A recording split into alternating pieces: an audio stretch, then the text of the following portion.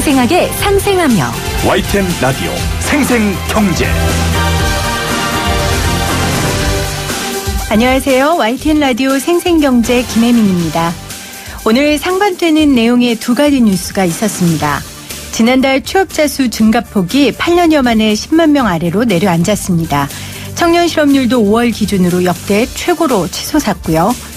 반면에 일본 대기업 사원들은 올해 여름 사상 최고액의 보너스를 받는다네요.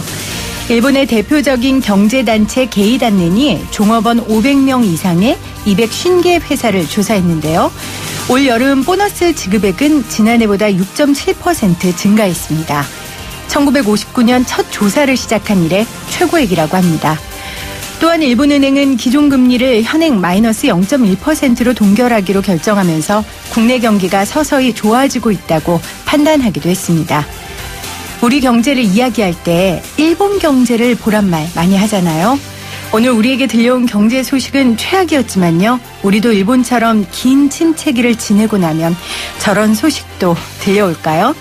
어쨌건 솔직히 약간은 배가 좀 아프긴 합니다. 2018년 6월 15일 YTN 라디오 생생경제 지금 시작합니다.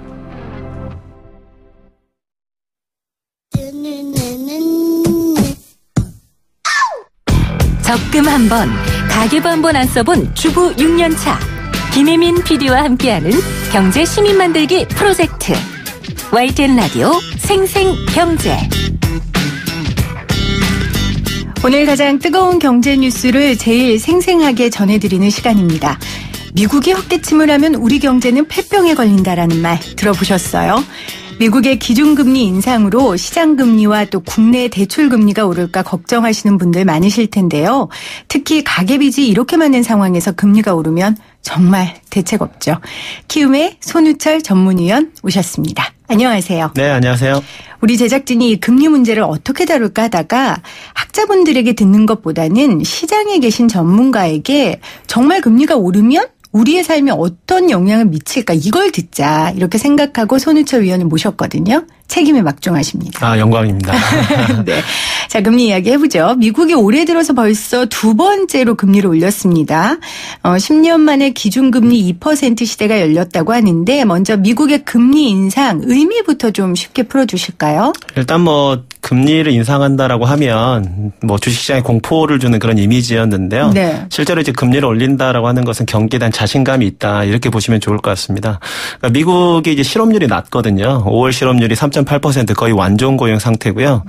임금 상승률도 높아지니까 이제 물가가 이제 높아지죠. 그래서 네. 경기를 좀 선제적으로 관리하겠다 이런 뜻으로 좀 보시면 될 것 같습니다. 미국 기업 경기도 좋아 보이거든요. 수치적으로 보더라도 1분기 실적을 살펴보면 S&P 500 지수 기준으로 해서 매출액이 8.3% 증가하고 있고 네. 그리고 이제 11월에 중간선거 있잖아요. 그러니까 정책적인 이슈도 있습니다. 따라서 금리 상승세는 아마도 지속될 가능성이 높다. 그래서 지금 금리 밴드가 1.75에서 2%인데 이게 이제 지속적으로 올라가게 되면 내년 말 정도가 되면 거의 3% 수준까지 높아질 가능성도 있다. 네. 그래서 본격적으로 금리 인상에 대비해야 된다. 이렇게 보시면 좋을 것 같네요. 네, 제가 앞서 오프닝에 일본 경기도 좋아지고 있다는 이야기 했고 오늘 우리 취업률 이야기도 했는데 미국은 지금 좋아지고 있군요. 네네. 그러면 이제 미국 경제가 좋아진 건 미국에는 희소식이지만 아르헨티나나 브라질이나 터키나 이런 신흥국 경제에도는 영향을 끼칠 거 아닙니까? 네네.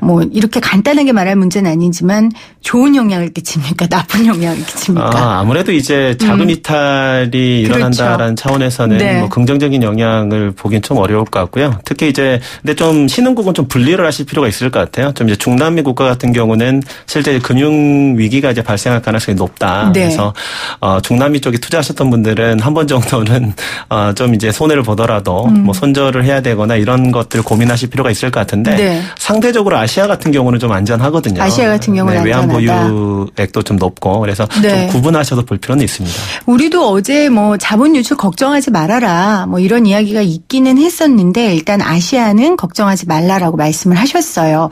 결국 중요한 건 이제 우리도 금리를 따라 올리느냐 아니냐예요. 어떻게 예상하세요? 사실 저는 이제 7월에 아마 올릴 확률이 50% 정도는 되지 않을까? 50%. 네, 이 정도 개인적으로 예측을 좀 해보는데요. 근데 우리나라 경제 환경을 살펴보면 사실은 금리 인상을 하기에는 좋아 보이는 시점은 아니거든요. 네. 그러니까 뭐 가계부채가 1,500조 원에 달한다고 하는데 이 부채가 재무상담하다 보면 사실 이제 베이비 부모 퇴직하고는 상당히 연관이 돼 있고요. 네네. 그리고 이제 자영업하는 수요가 많다 보니까 주택담보대출, 그러니까 이런 금리가 올라가게 되면 부채에 다이렉트 영향을 주죠. 그래서 네.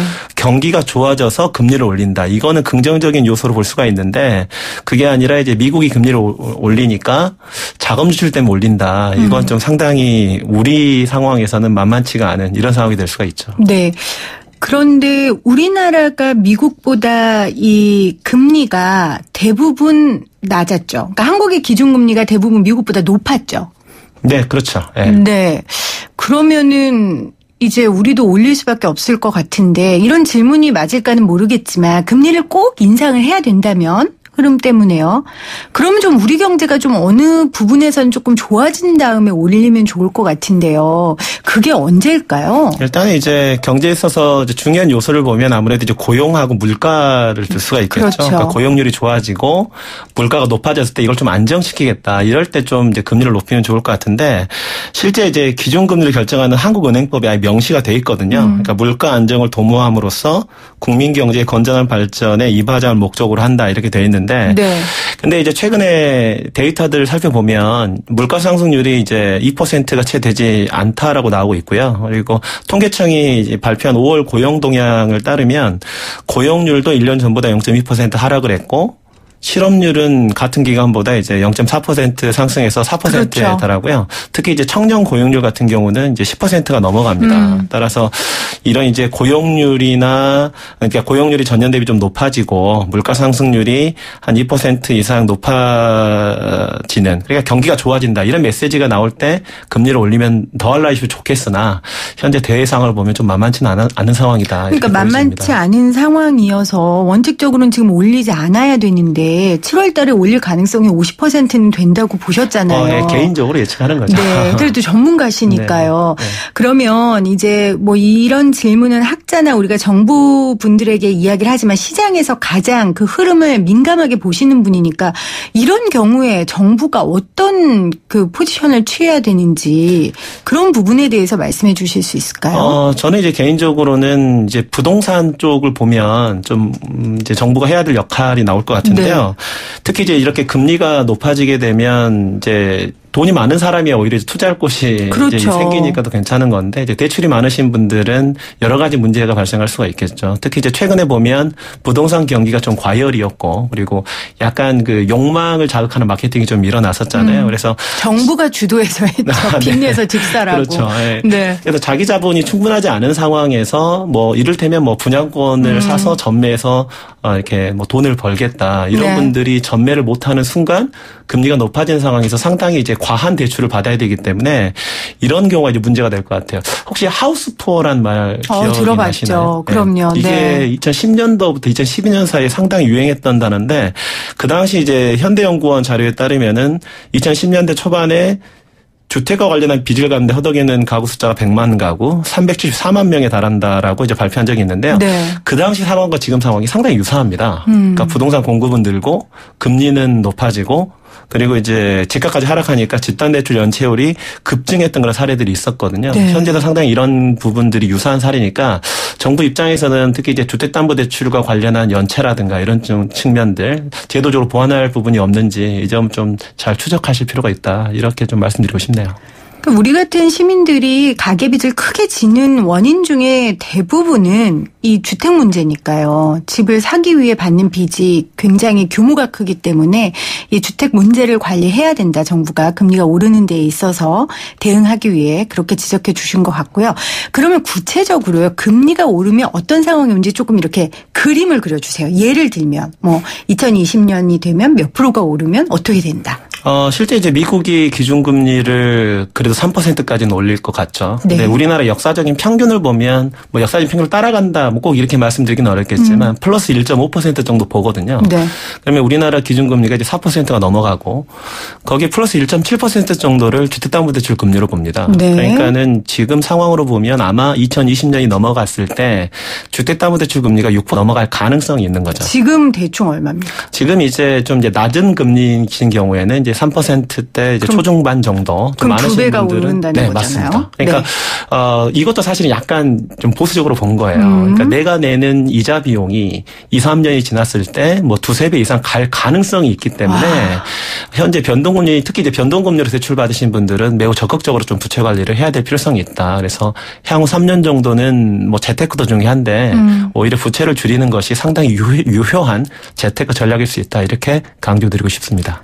아니 2020년 하니까 되게 오래 남은 것 같았는데 지금 내후년 얘기란 말이에요. 네, 근데 그렇죠. 대출 금리가 뭐 2배, 3배 뛴다는 게 이게 장난이 아니잖아요. 가계비대 규모가 또 크면요. 그러니까 지금 일단 돈으로 뭐 대출을 받아서 재테크한다는 것보다는 아까 말씀하신 대로 빨리 빚을 갚는 게 오히려 재테크에 네, 우선이다. 네네. 그리고 이제 제가 이런 말씀 드리면 너무 과하게 보는 거 아니냐 이렇게 얘기들 많이 하시는데요. 사실 최근 10년 정도가 매우 비정상적인 저금리였거든요. 2007년만 하더라도 주택담보대출 금리 1억 받으면 이자 50만 원씩 내고 이래던 시대로 이제 돌아간다 이렇게 보셔야 되는 거예요. 그러니까 네.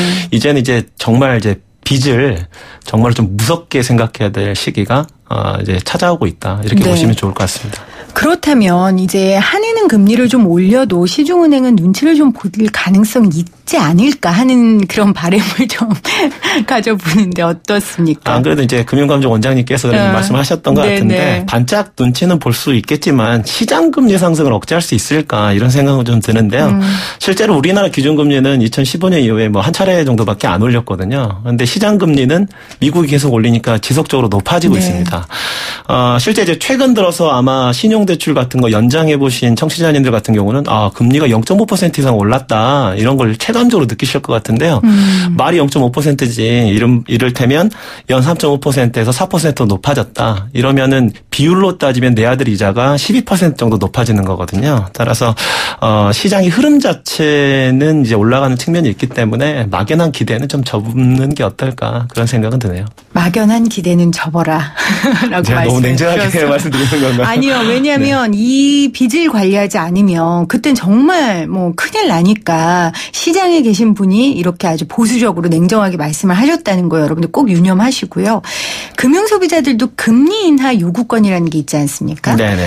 그러면 미국 금리 인상의 여파로 시중은행이 좀 슬금슬금 대출 금리를 좀 올리면 이런 금리 인하 요구권 같은 거 행사할 수 있습니까? 현실적으로. 네, 금리 인하 요구권은 뭐 꼭 금리 인상 시기가 아니더라도 네. 언제라도 이제 행사할 수가 있는 건데 이를테면 대출 계약 당시에 소득과 신용보다도 지금 내가 소득이 높아지고 신용이 좋아졌다.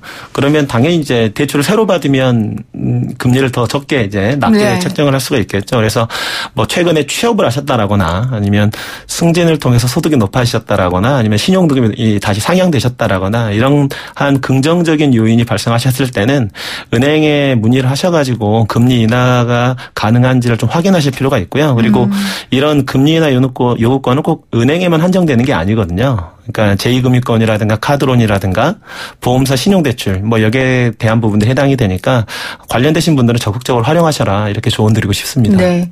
어떤 좋은 상품에 내가 투자를 해야지 이거에 관심 갖는 것만큼 지금 내 빚을 어떻게 하면 줄일 수 있을까 좀 이리저리 계산해보고 적극적으로 이런 권리 같은 거는 행사하라라는 말씀이십니다. 네, 그렇죠. 오늘 우리 미국 금리 인상에 따른 우리 가계에 어떤 변화가 있을까 우리 시장에서의 전문가신 키움의 손우철 전문위원과 말씀 나누고 있는데요. 본격적으로 우리 이야기를 한번 해볼게요. 자, 그러면 내가 가지고 있는 대출을 이제 어떻게 관리해야 하나. 이제 지금 뭐 몇 년 후면 이자 오른다는데 이거 어떻게 해야 되나 고민하시는 분들이 있거든요.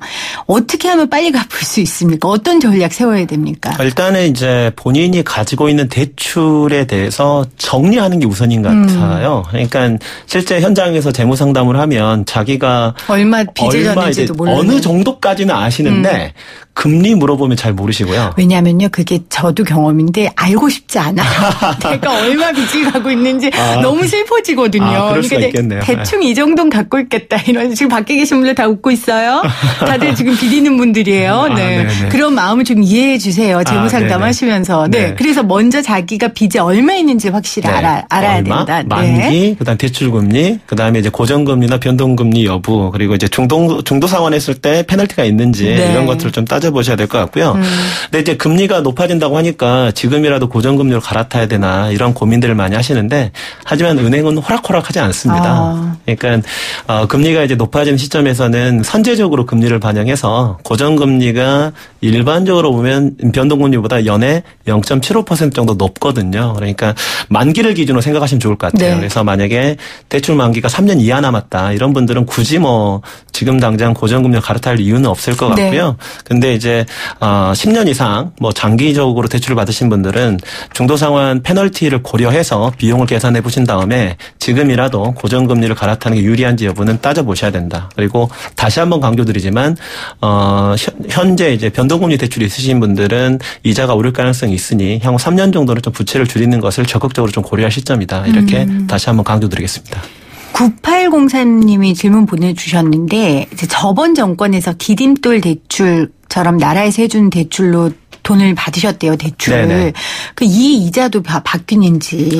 정책 자금의 대출은 바뀌진 않고요. 근데 이제 정책 자금과 관련된 대출은 사실 너무 잘 받으셨어요. 왜냐하면 이제 기본적으로 고정금리인데다가 여러 가지 이제 그 금리 자체도 뭐 거의 2에서 3% 수준이거든요. 그러니까 현재 가지고 있는 대출은 그대로 유지하시면서 꾸준하게 상환하시면 될 것 같습니다. 이런 정책자금 대출이 좀 늘어나야 되는 거 아닙니까? 뭐 조장하는 건 아니지만 정말 빚을 낼 수밖에 없는 사람들이 있잖아요. 저는 이제 올해 들어서 뭐 신혼부부에 대한 많이들 혜택 같은 거. 국민주택 특별 공급이 늘어나고 그리고 이제 대출 자체에 대한 소득 상향한 이런 측면들은 상당히 긍정적으로 보고요. 그리고 이제 이런 측면들이 아마 이번 정부에는 조금 더 강화되지 않을까. 그래서 물론 이제 대출이라고 하는 거 안 받으면 가장 좋겠지만 받아야 된다면 방금 이제 강조 드렸던 그런 이제 내가 적인 그러니까 제도를 활용한 주택 도시기금을 활용한 주택담보대출을 받을 수가 있는지 이 여부는 반드시 따져보시고 그게 안 됐을 때 이제 대안으로 어떤 게 필요할 거냐 이렇게 고민해 보시면 좋을 것 같아요. 자, 안 됐을 때 어떻게 해야 되는지를 살펴봅시다. 그러면 자 신규로 대출을 받아야 하는 경우 변동금리와 고정금리 중에 어떤 거 택해야 됩니까? 이거는 그냥 만기 기준으로 생각하시면 될 것 같아요. 만기 기준으로. 만기로 뭐 내가 3년 이하의 대출을 받는다 이런 분들은 굳이 고정금리를 선택할 이유는 없다. 이런 분들은 그냥 신용대출을 이제 선택을 해서 내가 이제 받으시면 될 것 같고요. 근데 10년 이상의 장기 대출을 받으신 분들은 적극적으로 고정금리 대출을 활용하실 필요가 있습니다. 그리고 다시 한번 강조드리면 현재 이제 정책적으로 대출해주는 것이 이른바 이제 생활비를 지원해주는 대출, 그다음에 전세자금 대출, 그다음에 내 집 마련 디딤돌 대출이나 수익공영, 손익공영 모기지 이런 것들은 다 이제 고정금리인데다가 금리가 상당히 낮거든요. 그래서 정책 자금에 해당되는 대출부터 이제 활용을 하시는 그래서 금리를 낮추는 형태가 좋고요. 그리고 이제 대출을 갚을 때 한 가지 팁을 드리면 무조건 금리가 높은 것부터 갚는 것도 이제 좋은데 사실 하나씩 없애는 게 어떻게 보면 좀 빨리 없앨 수 있는 것 같아요. 성취감도 느껴질 것 같아요. 그러니까 오히려 금액이 많지 않은 이런 대출이 있다면 그것도 이제 상환해서 개수를 줄이는 것도 괜찮은 방법이다. 이렇게 팁을 좀 드리겠습니다. 네. 지금 문자로 9090님이 혹시 전세금이 오를까봐 전세자금 대출 갚을 목적으로 모은 돈을 가지고 있어야 될지 갚아야 될지 고민이네요 하셨네요. 전세금이 오를까봐 전세자금 대출을 먼저 갚아야 될까요? 하셨는데. 그거는 이제 어떻게 보면 전세금이 오를 지역이신가 보네요. 요즘 같은 경우에는 그렇죠. 사실 요즘은 역전세가 나고 있는 상황이니까 만약에 이제 전세금이 오른다라고 가정을 하게 되면 그거는 좀 가지고 계시는 게 바람직할 것 같은데 근데 한번 주위 상황을 좀 보실 필요가 있을 것 같아요. 내가 현재 살고 있는 지역 자체가 사실 요즘에 보면 특히 경기 남부 지역을 중심으로 해서 역전세가 많이 발생하고 있잖아요. 그리고 심지어는 상당히 이제 저렴하게 뭐 월세나 이런 것들이 책정이 되니까 올라가는 게 예상이 된다. 그럼 가지고 계시되 근데 시세는 한 번 정도 확인하실 필요가 있다. 이 점을 좀 말씀을 드리겠습니다. 네. 아까 제가 이제 금리 오르면서 신흥국들 어떻습니까라고 여쭤봤는데 제가 왜 이걸 여쭤봤냐면 신흥국 채권펀드 가지고 계신 분들, 이런 분들은 되게 걱정하실 수 있잖아요. 이런 분들은 어떤 전략이 필요할까요? 그러니까 이제 흔히 그러니까 제가 아까 중남미하고 아시아하고 좀 나눌 필요가 있다 이렇게 말씀드렸는데, 저는 개인적으로는 이제 예전부터 브라질 채권이나 이런 쪽이 좀 부정적이었거든요. 왜 그러냐면 절대금리 자체는 높지만 이제 환율에 상당히 취약한 그런 경향을 좀 보이기 때문에, 그래서 중남미에 투자했던 그런 이제 신흥국 채권 펀드가 있다, 이런 분들은 조금 이제 적당한 시점에서 좀 발을 빼는 것을 고려할 시점으로 좀 보이고요. 그 적당한 시점이 언제입니까? 그게 제일 제가 관건인데. 언제라고 제가 말씀을 드리면 제가 이런 데서 인터뷰 안 하실 것 같은데. 네네. 네, 근데 이제 조금씩 이렇게 좀 이제 환매를 이제 고려할 시점으로 좀 보여지고요. 물론 이제 아주 장기로 가지고 있다면 문제가 안 되겠지만, 근데 아시아의 경우에는 상대적으로 그 90년대와 좀 다르게 외환 보유액도 많이 늘어나고 있는 상황이니까 상대적으로 이제 금융위기가 발생할 부분도 좀 낮을 것 같습니다. 그래서 투자 기간이 짧은 단기 채권형 펀드를 기준으로 아시아의 경우에는 뭐 굳이 환매할 이유는 없지만, 그렇지 않은 상품 같은 경우는 단기 투자 차원에서 접근을 하면 일부 좀 환매해야 될 시점으로 보여진다. 네. 이렇게 말씀드리겠습니다. 네. 그러면 반대로요. 이제 금리가 인상되면은 좋은 상품들도 있잖아요. 뭐 고금리 예적금 같은 상품들인데 이때 주의해야 할 점들 있습니까? 주의해야 될 점은 고금리만 보고 투자하지 말라는 겁니다. 네, 그러니까 2010년도 이때 보면 이른바 이제 요즘에 이제 이름이 저축은행으로 바뀌었는데, 이제 상호저축은행에서 후순위 채권을 많이 발행을 했었거든요. 이제 부동산 경기가 화랑일 때. 네. 그 후순위 채권이 이제 원금이 보장되는 줄 알고 투자를 했다가 문제가 되는 경우들이 좀 많이 있었습니다. 그런데 이제 현재 상황이랑 그 당시랑 부동산 경기가 유사하다고 말씀을 네. 드렸죠. 그래서 내가 고금리 상품에 투자하는 건 매우 바람직하지만 그게 이제 예금자 보호에 해당이 되는지, 그리고 원금을 보장해 주는지 이런 것들 좀 따져보시고 결정을 하셔야 무작정 투자했다가 이제 원금이 이제 손실이 되는 이런 것들을 네. 사전에 막을 수가 있다. 이 점은 강조드리고 네. 싶습니다. 그러면 좋은 상품이요? 좋은 상품은 금리가 높아질 때는 아무래도 이제 공시이율형 상품이라고 얘기를 하잖아요. 그래서 은행 예적금 만기 짧게 가져가신 것들을 권유를 좀 드리고요. 네. 퇴직자분들 같은 경우는 즉시연금에 가입해도 너무 연금 적게 준다 이렇게 고민을 하신 분들이 좀 계셨는데, 아마 금리가 높아지게 되면 상대적으로 받으실 수 있는 월연금액이 높아지니까 이 점을 좀 고민해 보실 필요가 있고요. 주식에 투자하시는 분들 같은 경우는 금리가 높아지게 되면 빚을 내서 투자를 하는 성장주보다도 네. 오히려 현금 보유가 많은 가치주가 상대적으로 유망합니다. 그래서 가치주, 이른바 가치주 펀드라든가 네. 아니면 뭐 가치 ETF 이런 것들에 투자를 하시게 되면 뭐 중장기적으로 괜찮지 않을까, 그런 시점으로 보입니다. 네, 여러분들께 도움이 되기를 바라면서요. 키움의 손우철 전문위원과 함께했습니다. 위원님 고맙습니다. 네, 감사합니다.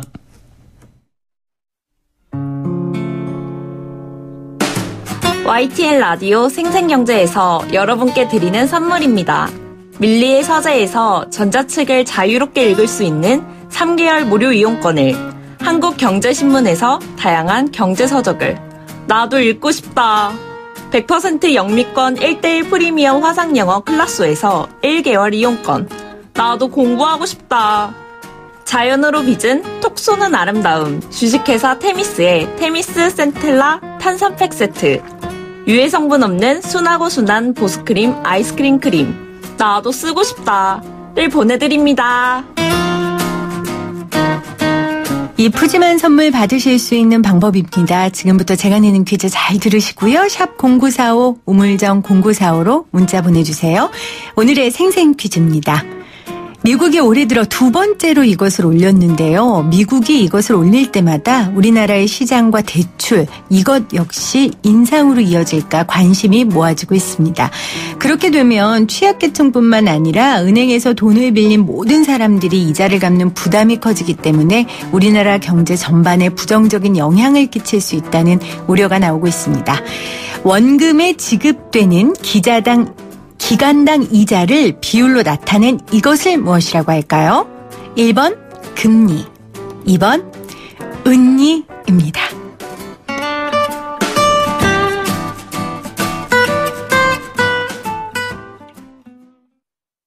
퀴즈 내고 이렇게 부끄러워 보기는 또 처음이네요. 네, 1번 금리, 2번 은입니다. 여러분 지금 샵 0945로 문자 보내주시고요. 또 오늘 생생 인터뷰 들으시면서 느끼셨던 것들 소감 함께 남겨주시면 나누도록 하겠습니다. 생생하게 상생하며 YTN 라디오 생생경제는 방송통신위원회의 방송통신발전기금을 지원받고 있고요. 포스코와 함께합니다.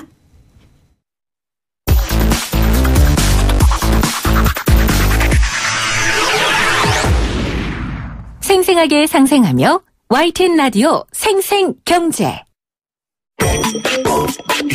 나만 몰랐던 경제 이야기. 이것도 경제야? 매주 금요일 이 시간 함께합니다. 이것도 경제야. 우리의 경제과외 선생님이시죠? 경향신문 박병률 기자님 나오셨어요. 안녕하세요. 네, 안녕하세요. 지금 저 따라하신 거예요?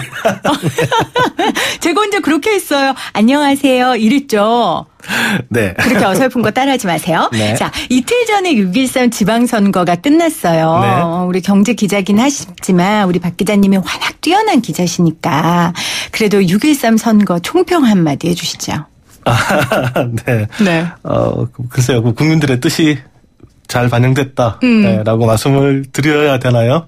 예. 그래요? 그리고 또 아무래도 남북화에 대한 기대감들이 많이 반영이 됐다. 네. 저는 다른 건 모르겠지만 그런 부분에서 좀 국민들이 추인을 내주신 거 아닌가 싶어서 좀 의미를 부여를 했습니다. 네.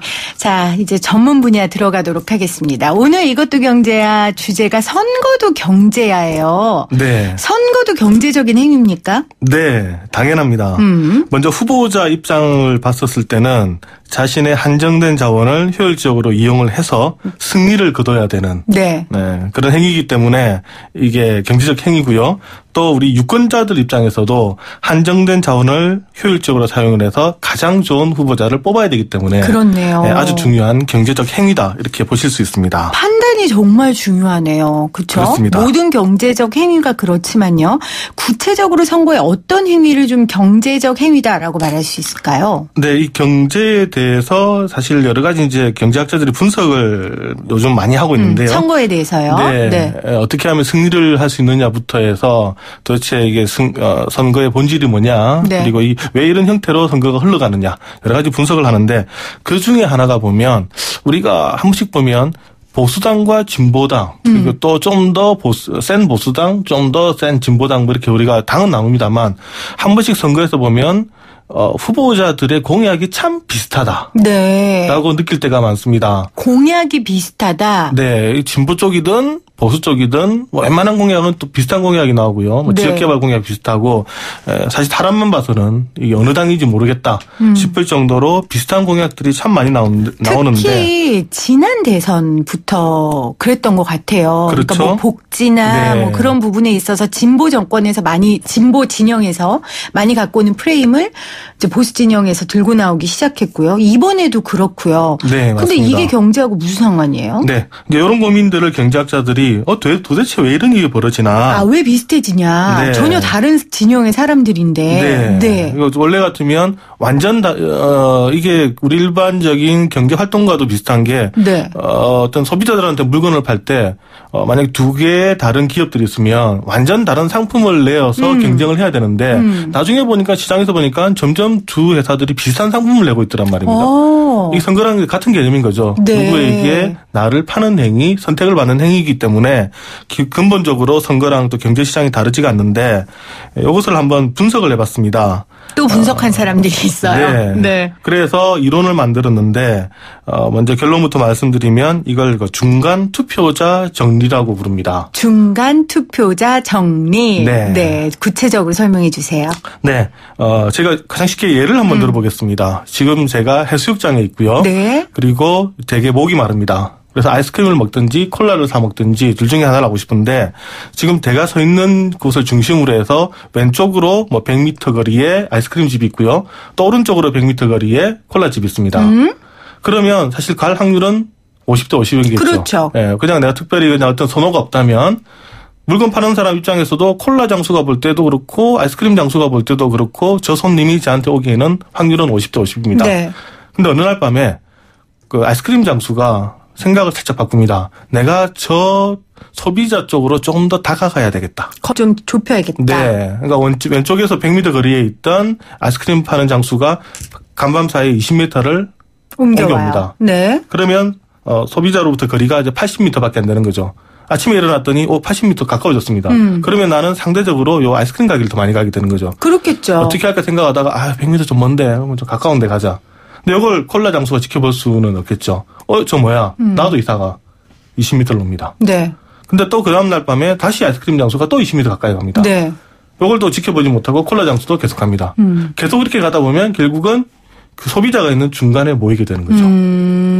그러니까 어떤 선택을 받으려고 하는 사람들은 계속해서 이 사람을 흡수하기 위해서 네. 점점점 다가가는데 이 선거 공약도 마찬가지가 된다. 선거 공약도 그러니까 결국은 선거의 중요한 행위 중에 하나는 선택받는 행위잖아요. 그렇죠. 그러니까 선택하는 사람들의 입맛에 맞는 공약을 내세우다 보니 그것들이 비슷해지겠죠. 네. 대다수의 집단 이성들이 그 원하는 공약들이 비슷하니까요. 네. 근데 제가 이런 논리와 이론을 들으면요. 이 만든 사람들한테는 되게 죄송하지만 되게 네. 뻔한 얘기예요. 네, 맞습니다. 그렇잖아요. 이게 바로 경제학입니다. 되게 뻔한 얘기인데 수학 이거를 공부법칙만큼 사상이 그렇죠? 뻔한 게 없죠. 네, 이거를 뭐 네.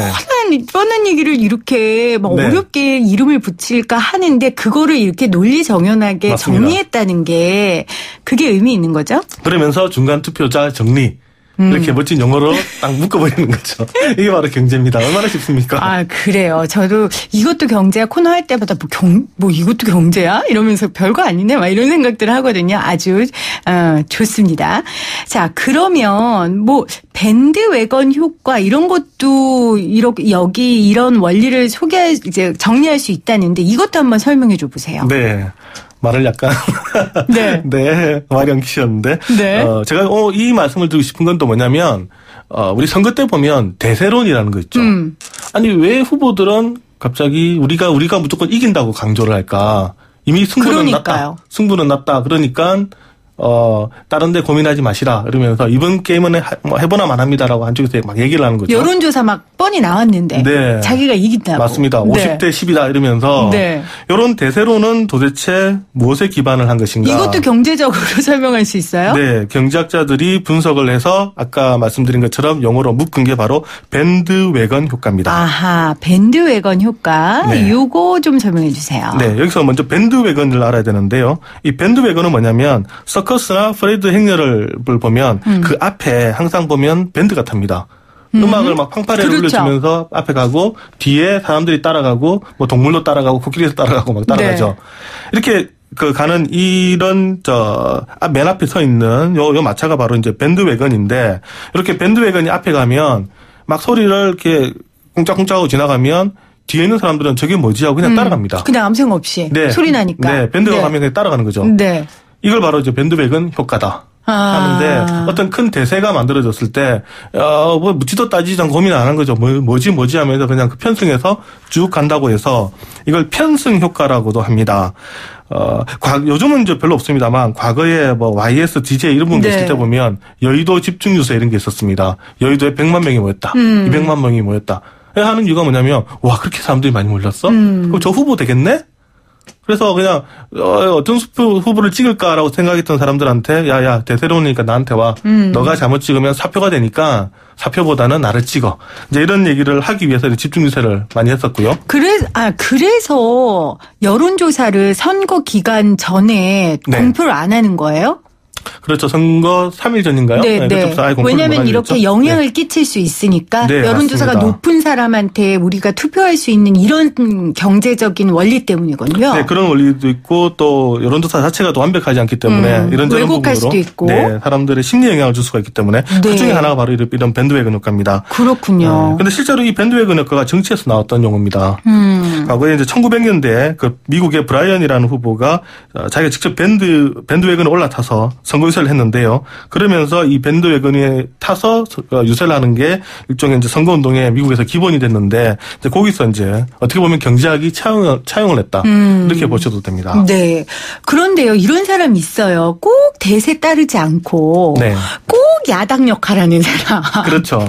그러니까 이제 뭐 나는 군소 진보 정당 아니면은 그렇죠. 뭐 보수 정당 네. 아니면 뭐 무소속 정당. 네. 뭐 이런 데 투표하겠어요. 이런 심리는 이것도 경제적으로 설명할 수 있어요? 네, 있습니다. 그러니까 경제는 항상 제가 그 반대적인 이론이 있다고 말씀을 드렸죠. 네. 그만큼 사람의 행동들이 다양하기 때문인데 대세를 따라가지 않고 나는 달라라고 하는 심리가 있습니다. 네. 그것을 스노우 효과라고 부르는데요. 스노우 효과. 예, 나는 달라. 내 소신대로 할래. 네가 뭘 선택을 하든지 내가 원하는 것을 선택을 할 거야라고 하는데 백로처럼 좀 고고하게 행동을 한다고 해서 이 백로 효과라고 부르기도 합니다. 네. 근데 이 스노우 효과라는 단어가 재밌는데요. 이 스노우이라는 뜻은 좀 속물이라는 의미입니다. 영어로. 그러면 우리말로 하면 속물효과인데 그렇네요. 또 좀 부정적이죠. 그렇네요. 근데 이제 이 용어가 왜 나왔냐면 이 소비경제학에서 나왔습니다. 예컨대 명품을 좋아하는 사람들, 남들과 다르게 나는 비싼 거 살 거야. 난 니네들과 다르니까 좋은 물품을 살 거야. 라고 하는 사람들이 이런 사람들에 대해서 이 스노우 효과가 적용이 됐다. 그래서 너 속물 같은 효과가 적용이 됐다 이렇게 불렀는데 이런 의미가 점점 확대가 되어서 다른 사람과 다르게 내 개성대로 사는 사람들 그런 미치는 영향을 네. 이제 스노우 효과라고 부르다 보니까 이런 이제 속물 효과 이 용어로 굳어졌습니다. 네. 그러니까 베스트셀러나 아니면 네. 유명한 인기 영화를 보겠다 하면 밴드웨건 효과가 난 거고. 맞습니다. 아니야 나는 독립 영화 이런 거 장르물 이런 거 보겠다 남들 하면은 안 본 거 볼 거야. 스노우 효과. 네. 네. 네. 그럼 기자님은 어느 쪽이세요? 누굴 뽑았는지 여쭤보는 건 아닙니다. 말씀하시면 안 돼요. 비밀 선거니까. 때로는 근데 이게 사실 사람마다 다 달라요. 이게 다 다르고 상황마다 다르죠. 다르고. 네. 때로는 밴드웨건 효과가 가기도 하고 때로는 이런 스노우 효과가 가기도 하고. 그러니까 같은 사람에 있어서도 상황에 따라 가지고 다 다르게 적용이 되는 거죠. 그때 경제적 판단을 해서 선택하겠군요. 맞습니다. 내가 어떤 정보를 가질 시간이 많이 없다. 그런 상황에서 그렇다면 다수의 사람들이 선택하는 게 가장 좋지 않겠느냐 하면 밴드웨건을 따라가는 거고요. 그게 아니라 왠지 그렇게 가봤더니 되게 대중적이고 통속적이고 재미가 없더라. 그러면 나는 내 개성대로 하겠다. 이렇게 되면 이제 스노우 효과로 판단하게 되는 거죠. 그러면 이렇게 우리가 지금 선거는 경제야로 하고 있으니까 저 같은 경우도 이런 것 같아요. 이번에 너무 뽑는 사람이 많으니까 그냥 잘 모르니까 대세인 거 찍자. 맞습니다. 이러고 이제 당을 택하는 거 있잖아요. 네. 이런 거는 그러면 후보는 좀 대세 쪽을 찍어줬으니 이런 거는 조금 남이 안 찍는 걸 찍어주자 이렇게 생각할 수 있잖아요. 그런 선거에서. 것도 있죠. 네. 그런 게 바로 밴드웨건 효과 그리고 스노우 효과가 네. 그 정치에서 발현된 거군요. 예. 그리고 이번에 사실 이제 부산, 울산, 경남 같은 경우는 이제 과거에 지역주의가 많이 깨졌다라고 얘기를 하는데 네. 이 지역주의가 또 대표적인 밴드웨건 효과거든요. 남들이 다 찍으니까. 네. 그리고 나는 다른 후보를 좀 관심은 있지만 찍어봤자 그러니까 당선되지 않을 것 같으면 그냥 대세로 찍자. 분명히 이런 이제 지역주의가 강한 지역은 또 있습니다. 그렇죠. 이런 흐름도 이제 일종의 밴드웨건 효과가 되는 거고요. 근데 그런 지역에서도 보면 또 군소 후보들 중에서 또 약진한 후보들이 있거든요. 네. 또 상당수의 분들은 바로 스노우 효과 영향을 또 받고 있다. 그렇군요. 우리 동네 이런 지역주의 나 정말 싫어. 그래서 나는 다른 사람 뽑겠다. 이런 분들이 또 있다라는 거죠. 그러면 우리 선거 때마다 진짜 찍을 사람 없다. 이렇게 하소연하는 경우 많잖아요. 네. 이런 것들을 보완하기 위한 좀 경제학적으로 해결할 수 있는 방법이 있습니까? 사실 결론적으로 우리 경제학에서 할 수 있는 이 방법은 뭐냐면 가급적 많은 정보를 전달하는 것. 이게 정답입니다. 네. 많은 정보를 줘서 유권자들이 판단을 할 수 있도록 해야 된다. 판단할 수 있는 근거를 많이 제공하는 많이 거. 어떤 식으로든지 제공을 해야 된다. 네. 이게 영화를 통해서든 드라마를 통해서든 아니면은 무슨 행사를 통해서든 미팅을 통해서든 그러니까 이제 선관위라든가 이제 정부 혹은 이제 언론의 역할이 그만큼 중요하다라는 얘기인데요. 그래서 우리가 가급적 많은 정보를 일단 전달을 해야 되는데 네. 이 선거라는 자체가 경제학적으로 보면 그 자체가 바로 정보의 비대칭성이 존재를 합니다. 그렇죠. 네, 후보가 나와서 제가 후보를 다 할 수가 없잖아요. 그럼요. 그러니까 찍는 사람의 정보의 대칭성이라는 것은 후보가 갖고 있는 정보와 그리고 우리 유권자가 갖고 있는 정보가 똑같을 때 대칭성이 있다라고 하는데 대개 선거는 보면 우리 유권자는 후보에 대한 정보가 적습니다. 네. 물론 이제 거기서 전달되는 걸 보면 범죄 사실이 있는지 학교는 어디서 나왔는지 어떻게 살아왔는지에 대한 짧은 양력은 있습니다만 실제로 이분이 어떤 사람인지 정말 나를 위해서 일을 해줄 분인지 이런 걸 알 수가 없는 거죠. 그러니까 그 자체가 상당히 이제 정보 비대칭성이 있고요. 경제학에서 말할 때 이런 정보 비대칭성이 있으면 항상 역선택이 일어날 수 있다라고 네. 얘기를 합니다. 역선택은 뭐냐면 이제 잘못된 선택을 하는 거죠. 내가 정확한 정보만 가지고 있으면 정말 좋은 후보를 뽑을 텐데 그게 아니라 정보가 없다 보니까 아까 밴드웨건 효과든 스노우 효과든 어쨌든 어떤 식으로 거쳐가지고 잘못된 유권자를 뽑을 가능성이 크고요. 네. 그렇게 잘못된 후보자. 네. 네. 이렇게 해서 잘못된 당선자들이 많이 나오게 되면 결국 정치판이 엉망이 되는 거죠. 그럼 국민들 피해 보는 거는 뭐 국민들이죠. 맞습니다. 네. 이걸 또 우리 경제학에서는 레몬 시장이라고 합니다. 레몬 시장이요. 네. 이렇게 엉망이 된 시장. 이렇게 엉망이 되고 나면 이제 더 이상 사람들이 나 이제 투표 안 할래. 가게 되는데 문제는 내가 투표를 안 한다고 당선자가 없는 건 아니죠. 그 당선자가 갖고 있는 정치 철학에 따라서 또 국가는 운영이 되기 때문에 그러면 나는 여기 투표를 안 했다 하더라도 결국 그 지배를 받을 수밖에 없는 계속 악순환이 반복이 됩니다. 이제 이런 상황이 있어가지고 경제학은 정부가 어떻게 다른 식으로 개입을 해서 이거를 해라는 게 아니라 충분한 정보를 많이 주고 네. 유권자들이 판단할 수 있는 근거를 만들어줘서 소위 말하는 보이지 않는 손이 작동하게 해줘라라고 하는 게 우리가 전통 경제학에서 얘기하는 그런 해법이 될 수가 있을 것 같습니다. 그러니까 솔직하고 투명한 정보 네. 그런 정보들을 또 각 후보들 간의 균형 있는 정보도 되게 중요한 것 같아요. 우리는 주요 정당 후보자들에 대한 정보밖에 잘 모르잖아요. 네, 말씀하신 맞습니다. 대로 언론들도 그런 후보들만 집중해서 부각시키고 네. 그렇기 때문에 그런 정보도 많이 제공하고 그 정보를 잘 받아들인 유권자들도 공부를 또 하고요. 해석하는. 네. 그렇게 되면 경제학적으로 정말 좋은 판단을 해서 좋은 당선자를 낼 수 있겠군요. 네. 네. 한 번씩 그 선거 방송을 보면 뭐 여론조사 5% 뭐 3% 이상 받은 후보들만 기준이 있죠. 네, 기준으로 하는데 이게 사실 방송의 입장으로 봤을 때는 가장 효율적이거든요. 그것도 경제학적인 거죠. 방송국 방송사, 입장에서. 예, 그렇죠. 네. 방송국 입장에서 그리고 또 대부분의 유권자 입장에서도 사실은 효율적입니다. 네. 안 되는 후보보다는 죄송합니다. 되는 후보들 중심으로 우리가 집중해서 주어진 1시간밖에 없는데 정보를 많이 들을 수 있기 때문에 효율적이다는 판단에서 우리가 네. 선택을 하게 돼 있습니다. 네. 근데 사실 여기서는 어떤 이제 이론의 여지가 없는데 문제는 전체 선거판, 우리 전체 한국의 정치판으로 봤을 때는 과연 그게 도움이 되느냐. 오히려 크고 장기적으로 봤을 때는 그게 우리 한국 정치를 발전시키는데 막을 수 있는 네. 그런 이제 단점도 있다라는 거죠. 예, 네. 이런 여러 가지들을 많이 생각을 해야 됩니다. 7847님께서 후보자들 중에 몇십 년간 나와서 이번에 당선되신 분이 있는데 이건 도대체 경제학적으로 어떻게 판단해야 되냐고 이렇게 보내신 분이 있는데요. 어떻게 판단해야 됩니까? 글쎄. 개인의 성향입니까? 아니 그 20몇 년, 24년인가요? 네. 그 걸린 분들도 계시더라고요. 그분들이 쓴 있죠. 돈, 시간, 네. 에너지 이런 것들은 치환이 될까요? 당선됐으니까?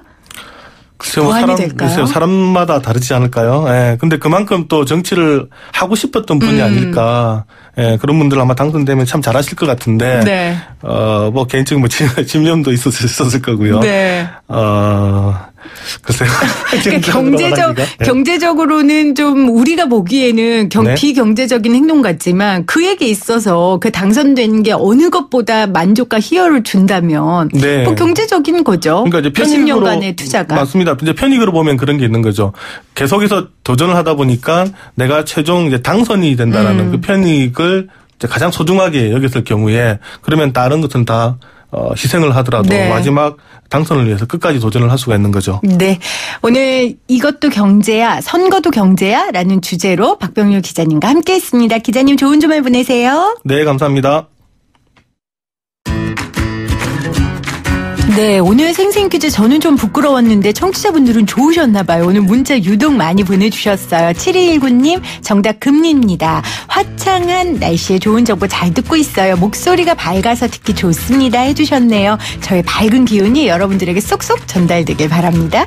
2469님 잘 모르는 시장 경제에 대해 잘 듣고 있습니다. 감사합니다. 1번 금리 7219님 금리 화창한 날씨에 아까 똑같은 문자 보내주셨네요. 3271님 금리 서민들 금리 오르면 마음 썰렁 내려가요 하셨어요. 그럼요.